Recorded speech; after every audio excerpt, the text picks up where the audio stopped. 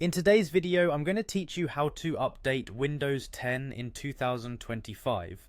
Keeping your operating system up to date is essential for ensuring optimal performance and security on your device.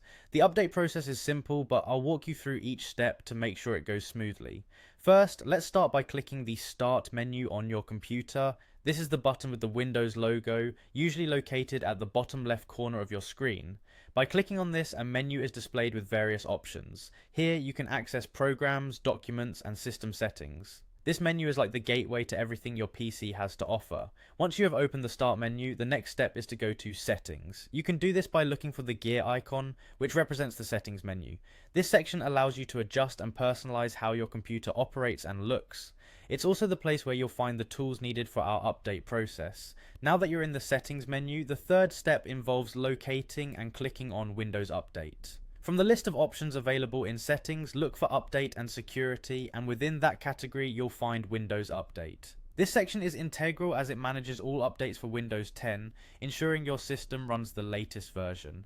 In this Windows Update section, you'll see the status of your current software along with any available updates. It's important to check here regularly because Microsoft releases updates that can fix bugs and improve your computer's security features.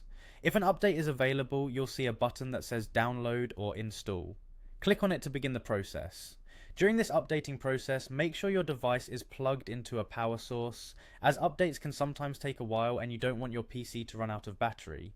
Also, having a stable internet connection will ensure the download goes smoothly without interruptions. Once the updates are downloaded, your computer might need to restart. This is completely normal and, in fact, necessary to finalize the installation of the updates. You may be prompted to save any work or close open applications to avoid losing data.